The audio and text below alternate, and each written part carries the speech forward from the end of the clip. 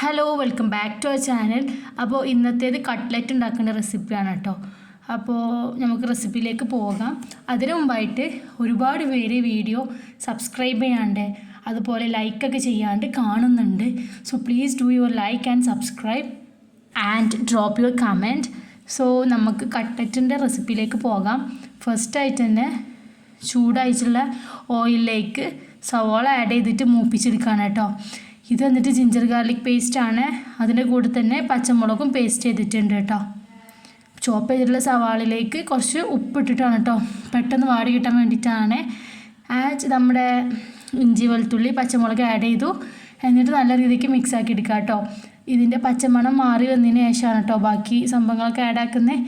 ഈ ഒരു ടൈമിൽ തന്നെ ഞാൻ ചിക്കനും അതുപോലെ തന്നെ പൊട്ടാറ്റോയും വേവിക്കാൻ വേണ്ടിയിട്ട് വെച്ചിട്ടുണ്ട്. സോ അതാണ് കേട്ടോ ഈ പാൻ്റെ അടുത്ത് കാണുന്ന കുക്കറാണ് വെച്ചിട്ടുള്ളത്. സോൾട്ട് ആഡ് ചെയ്ത് കൊടുക്കുന്നുണ്ട് കേട്ടോ ആവശ്യത്തിന്. പിന്നെ ചിക്കനൊക്കെ വേവിക്കാൻ വെച്ചപ്പോൾ ഓൾറെഡി സോൾട്ട് ആഡ് ചെയ്തിട്ടുണ്ട്. ഇത് ഈ മസാലയ്ക്ക് വേണ്ടിയിട്ടുള്ള സോൾട്ടാണ് കേട്ടോ.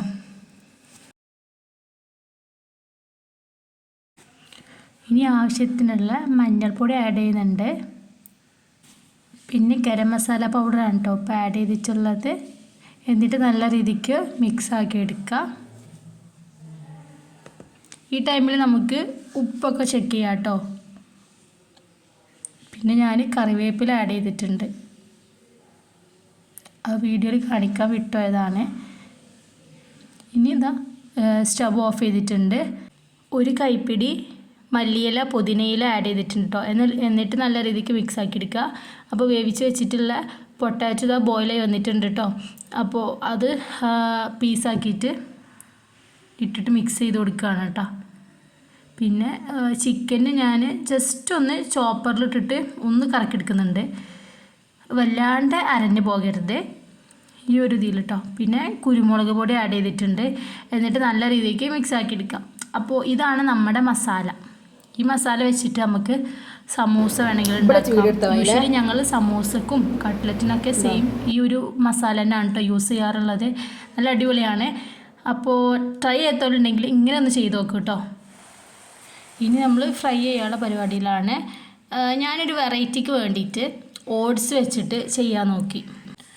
അതായത് ഓട്സ് ഒന്ന് ജസ്റ്റ് പൊടിച്ച് ബ്രെഡ് ക്രംസിന് പകരം ഓട്സിൽ കോട്ട് ചെയ്യാമെന്ന് വിചാരിച്ചു. പക്ഷേ ഗൈസ് അട്ടർ ഫ്ലോപ്പായിരുന്നു. ഒട്ടും ടേസ്റ്റ് ഇല്ലായിരുന്നു. എന്താ പറയുക, ക്രിസ്പും കാര്യങ്ങളൊക്കെ ഉണ്ട്, പക്ഷേ എന്തോ എനിക്ക് തീരെ ഇഷ്ടമായില്ല. അപ്പോൾ നിങ്ങളങ്ങനെ ചെയ്യണ്ട കേട്ടോ, ബ്രെഡ് ക്രംസ് തന്നെ എടുത്താൽ മതി. ബ്രെഡും കാര്യങ്ങളൊക്കെ ഉണ്ടായിരുന്നു, പക്ഷെ എന്നാലും ഒരു ചേഞ്ചിന് വേണ്ടിയിട്ട് ഞാൻ ചെയ്തതാണ്. സോ ആരും ചെയ്യണ്ട കേട്ടോ. കണ്ടോ, ഇത് ഫ്രൈ ചെയ്തതിന് ശേഷമുള്ള ആണ്.